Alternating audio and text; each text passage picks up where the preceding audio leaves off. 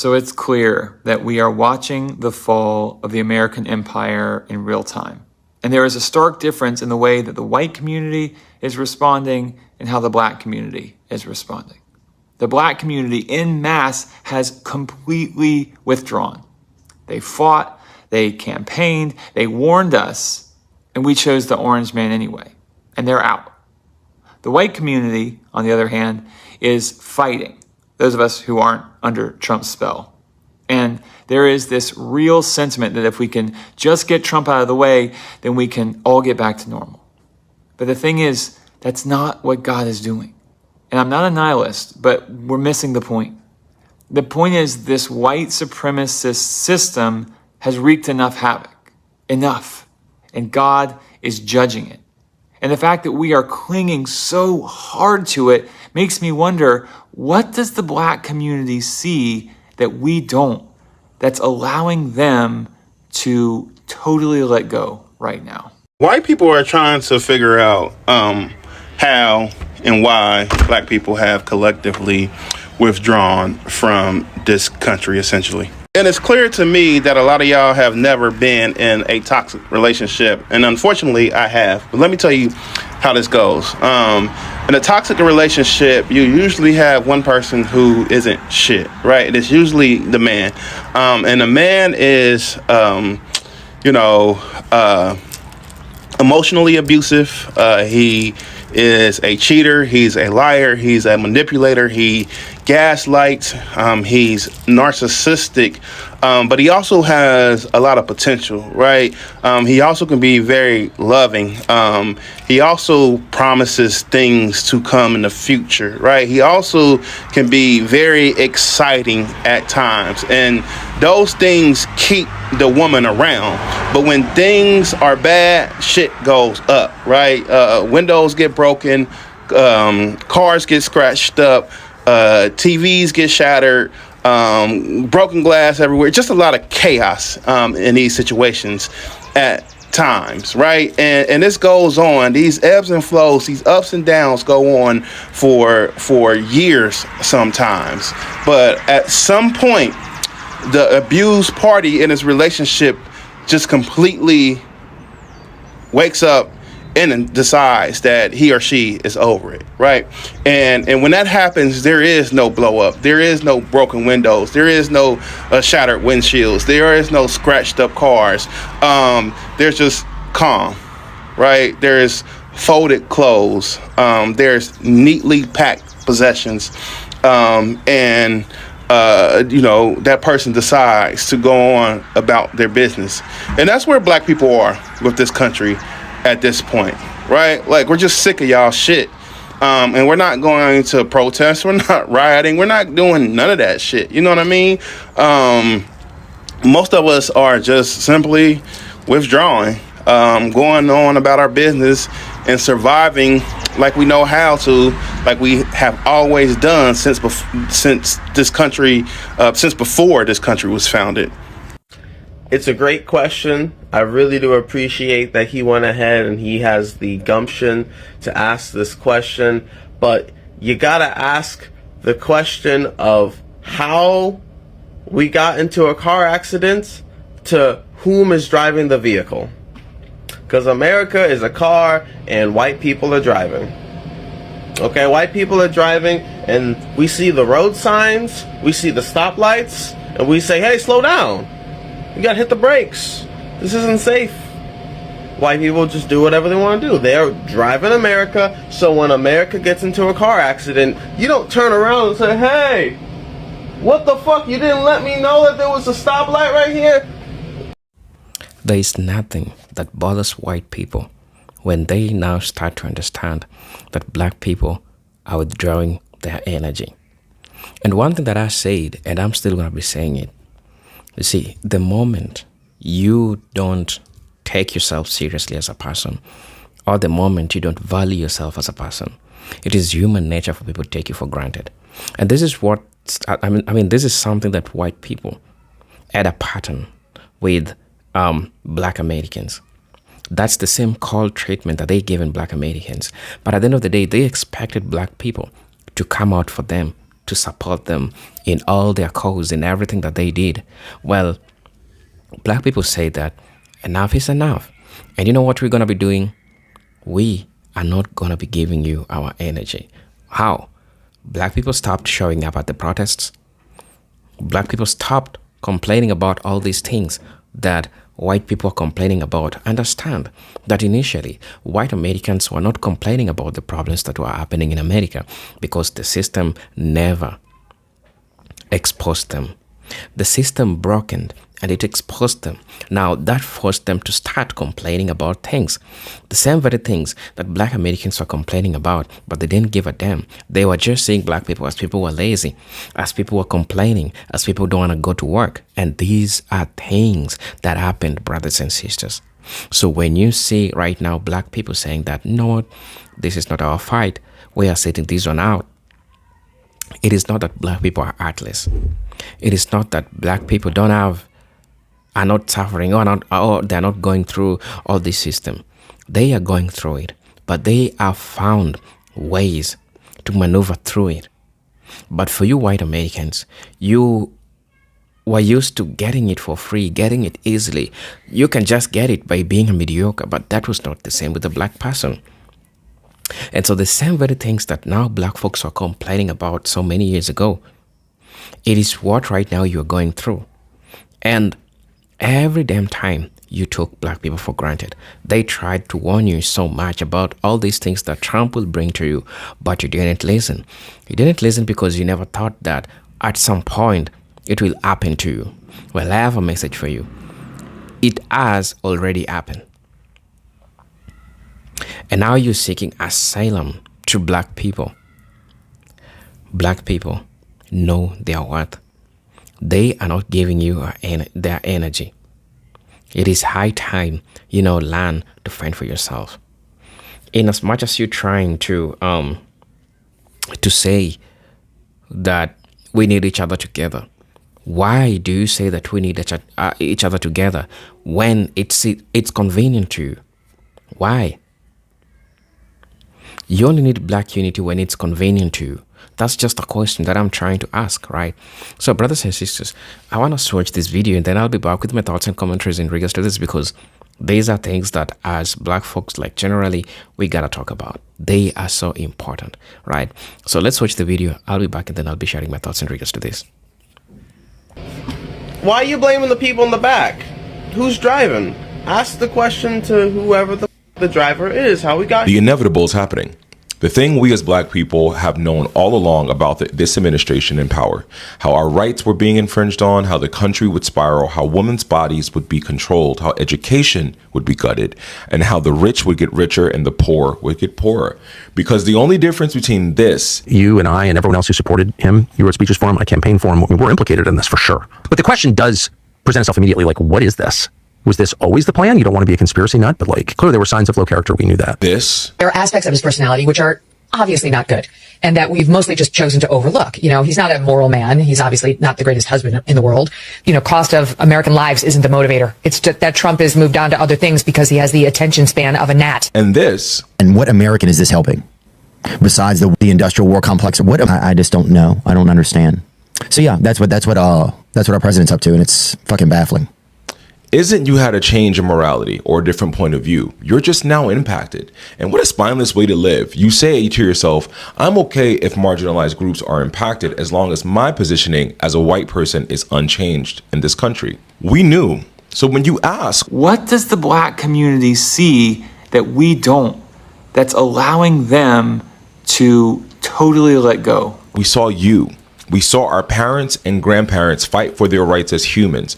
We saw how at every turn, the only thing people in America, white American men, and those white American women who feed into racism and the patriarchy want is capitalistic system where black people don't benefit, women stay in their place, the masses remain uneducated, and America stays white. So yes, we knew. MAGA voters are speaking out against Trump. Farmers are watching crops rot because of tariffs, federal workers losing jobs they thought were safe, veterans seeing benefits get cut. But none of this is shocking because the policy didn't change. Their proximity to it did. This pattern is as old as oppression itself. If we go back to the Reconstruction era after the Civil War, poor white and black farmers were in the same economic boats, exploited by the same landowners, crushed by the same debt systems. They actually started organizing together. The populist movement was building real cross-racial working class power, but the planter class got panicked. They did not want poor people joining up against wealthy people. So they did what ruling classes always do. They offered poor white farmers something black farmers couldn't have: social status, the feeling of being above somebody. Jim Crow wasn't just about hate. It was a political strategy to break solidarity before it became a threat, and it worked. Poor white Southerners voted against their own economic interests for generations, even until today, because they were giving the psychological wage of whiteness instead of actual wages. Fast forward to the New Deal, FDR's programs of Social Security, labor protections, the right to organize were genuinely transformative. But to get Southern Democrats on board, they excluded the jobs black people were most likely to hold: domestic workers, agricultural laborers, left out by design. White workers built generational wealth on those programs. Black workers were locked out altogether. So when someone says the government used to work for regular people, it did. Just not all of them, and just not all of us. And these are the same sentiments of MAGA today. Ida B. Wells warned us. She said, a country willing to use terror against black people had already proven it would use terror as a tool, period. The weapon doesn't retire once it's done with one group. MLK said in the Birmingham jail, he wasn't just frustrated with the segregationists, he was frustrated with the white moderates who thought they could stay comfortable while injustice ran its course. Injustice doesn't run its course. Frederick Douglass understood that freedom, if it wasn't protected for everyone, was just a loan. One thing we know about loans is that loans get called in. But in this country, if we had built and defended the political infrastructure to protect minority rights when black communities were screaming that these systems were dangerous, everyone would have protections right now and rights today. Now we're watching tariffs gut the same farming communities that cheered trade wars aimed at protecting them. Federal jobs disappearing from the same towns that voted to shrink government because the cuts were supposed to hit someone else. The tools they're using on immigrants, on black voters, and now the white working class Americans, those same tools are now pointed somewhere new. You cannot outsource your freedom to someone else's oppression and expect to stay free. The only way any of us stay protected is if the system is built to protect all of us. America is in a very precarious place. And if we just believe black people, if we just granted black people equal protections and rights and freedoms under the law without the need for us to be in this centuries-long fight, then maybe, just maybe, we all would have adequate protections and not fall into a despot running our country dry while enriching his helm of billionaires. You ask black people, what did we see that you didn't see? We saw our story and our history. Stay black. Stay blessed. Don't. I can't speak for the entire black community, but I can speak with a surety for those whom I am connected with, both friends and family alike. And it's real simple. The United States has bad credit when it comes to us. If you went out to get a car and they denied you because your history of payment is sketchy, it's because you have bad credit. If you went to get a house and you could not get the loan because your history of payment is sketchy, it's because you have bad credit. Black people are tired because the United States has bad credit with us. For the years that we have been paying into this country, its return on our investment is shoddy. So we're tired. You said it yourself, champ. All of this, everything that's going on right now, my father prepared me for this when I was a child. White supremacy is cruel, and it runs deep in the heart of America, down to its foundation. And the Trump family has long had the power, money, and influence without paying any of the price to sustain their hold on America. What is it, like 5 generations of Trump have never served, and every generation in my family has served? There's a big difference. And we've known this, not just recently, for hundreds of years. And when we finally got a voice, we tried to warn y'all. We tried to warn y'all a long time ago. And the last time somebody really got y'all attention, y'all shot him.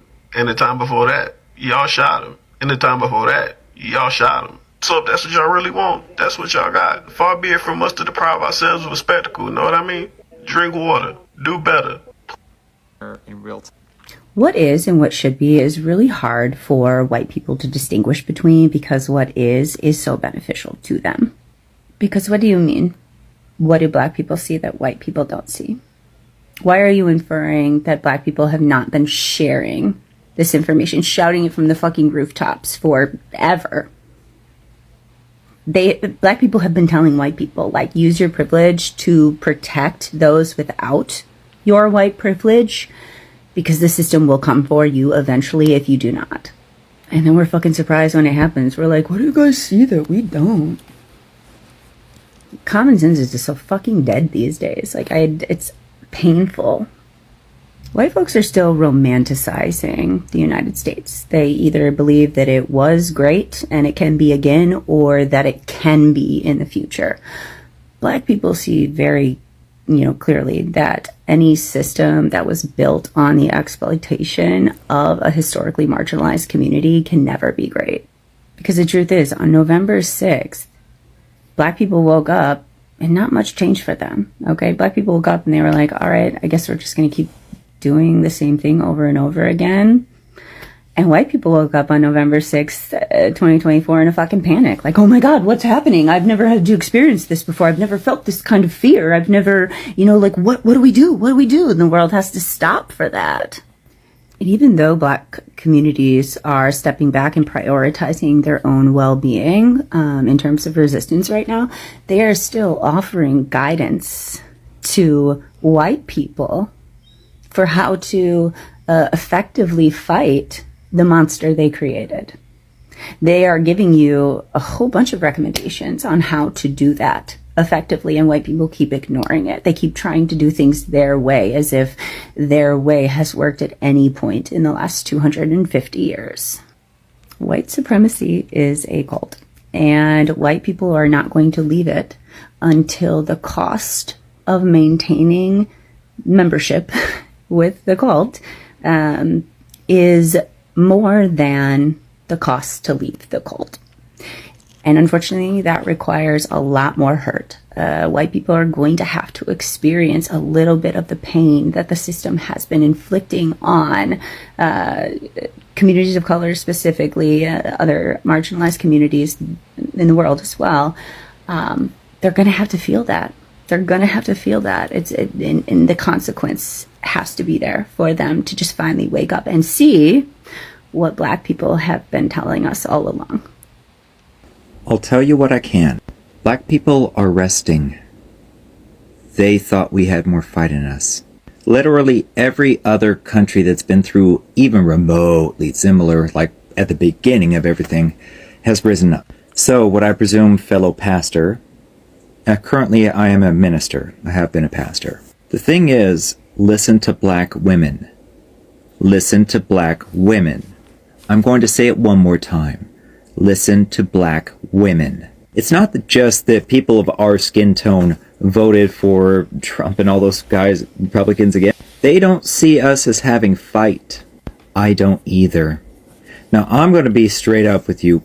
I am nervous at any sort of conflict. I'll admit, a little bit scared. But if you're feeling really scared, start getting people to speak about rising up. Start getting people in your community to organize and actually organize and be actionable. Start speaking more about it. Nobody that's resting is going to get off their tail unless they see some action, because they are the first ones targeted. There needs to be a whole bunch of people, white people, saying that we are going to be in the front lines. Back us up. Scary, isn't it? I bet you'll chicken out. They do. Right now, people are too comfortable. They're too afraid. We're not even remotely angry enough about school shootings. What makes you think we're angry enough about the pedo-in-chief? Like, if you could, but it would cost you your life, would you? Would you? That's the question they already have the answer to. They haven't seen any action. They've seen people in costumes. After they've endured so much, they've heard from their ancestors, their parents, their grandparents, about the things that happen. They've read about things that are suppressed and not taught to us. So that's why they're resting. They think all of you are cowards. Real talk. It's hard to swallow, isn't it? But what kind of ally can you really call yourself if you're not going to be on the front lines with them, if not in front of them? Would you trust somebody that you know won't show up? Like, they'll talk a big talk, but they won't show up in the moment. You going to trust them? Would you trust them to protect your children? So yeah, you want to speak up about it, start speaking up about it and getting other people to do the same. Until then, just kind of stay silent about, black folk. I love all of you. And as always, stay amazing. Okay, go back and watch that video for full context of what I'm about to say, but please understand, I'm doing this as a twofer, so I'm going to be a little serious at first, and I'm going to end with something a little lighthearted. Still a fucking war crime. Delicious war crime. It's, oh God. Anyway, we'll get to that. This gentleman asked what it is that we know for why we are responding that way we do. It's not that we know, it's that we have experienced. We already know what's coming down the pike. We have seen what happens when white supremacy meets capitalism meets stupid. This is not our first rodeo. We campaigned. We did everything we could. And when the time came that y'all said no, we went, okay. You know how you first learned to ride a bike? And your parents are there holding you and, I've got you, it's okay. And then they see that you've got it and then they let you go. This is kind of that, but this is more y'all driving nuclear weapons into the ground. Like we just got to go, okay, because there's nothing we can do. You have made your stance. You have made your point. You have said outright you are tired of having to feel as though being white is a crime. Although I don't know who the fuck said that except other white people. Because we didn't fucking say it. So, to end this, we understand that shit's going to get bad. We understand that prices are going to go up. And we also understand that there is absolutely nothing we can do about it. We also know that protesting would probably get us shot in the streets. So that's the other reason why we stay home. But I figured y'all should have known that so I wouldn't have to cover it. Now, on to the war crime.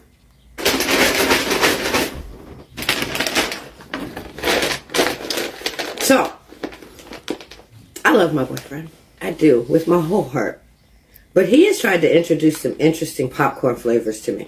On our trip to North Carolina, it was Chicago popcorn, which was cheddar and caramel. So, Friday, he comes over and he says, I have something that I think that you would like.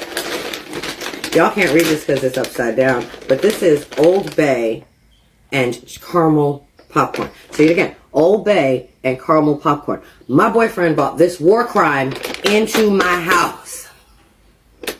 So, I'm going to try it.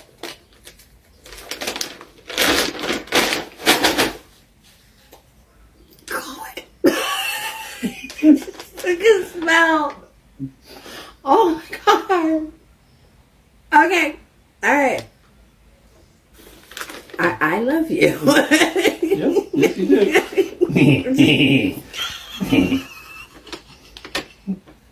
Bigger. No, that's not. You don't get the full effect. There's like big chunks in there that 3-4 things that stuck together. You'll barely. Is that sure? Okay.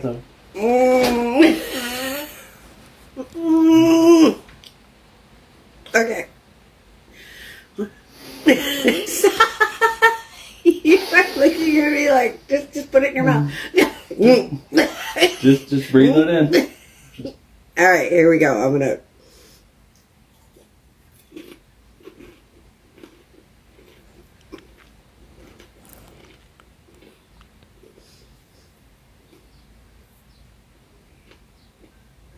Look, the farmer's market and the wharf had a baby. Not a very pretty baby.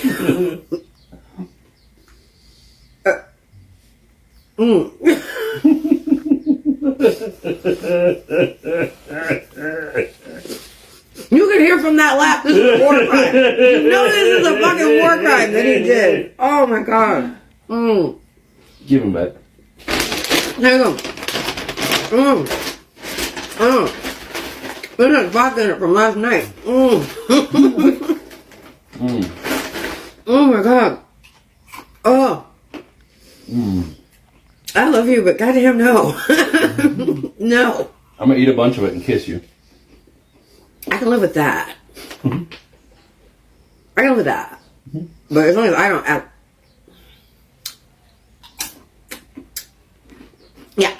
Yeah.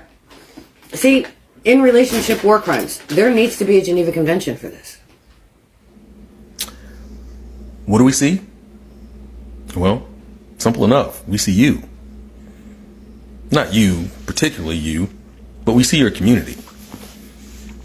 We see what you really are, what you really have been throughout the existence of this country. And it's not a blanket statement. Obviously, this is not a blanket statement because I would not count you among the group that I'm referencing here in this response to your video. But we see your community and we want no parts of it, because the reason why we're here is because your community has tried to socialize my community for hundreds of years. And when you look at some of the pathologies and things that are affecting my community, it is directly associated with the values imposed on us by your community. So we see it. And now that we have the opportunity and the ability to reject it, we're rejecting it. We want no parts of it. None. So when I hear white people say that the problems of the black community is because they're not emulating the values of the white community, yeah, miss us with that. Because we see you. We see that every single time a community other than yours takes a marginal step forward, y'all crash out and take us to the brink of annihilation. Every time. Every time, like clockwork. And so we don't want any parts of that. We don't want any parts of it. If you want to make America great again and take your country back, take it back. Take it back. Have it. We're going to be over here building our future. Over here being excellent. Over here creating doctors and business owners. We're going to do all of that independent of you. And now, because we live in a society that has a real-time record where we can put the actions of your community in real time across the world, you can't just show up and burn us down anymore.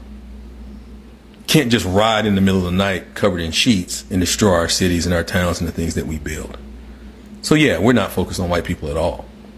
So the idea that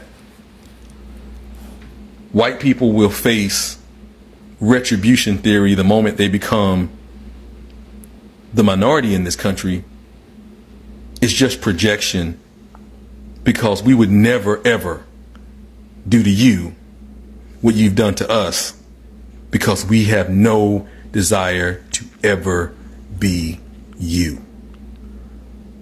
So if you really want to know what we see you. We see what you are. We see what you have been. And we don't want any parts of it. I hope this helps. That's allowing us to let go.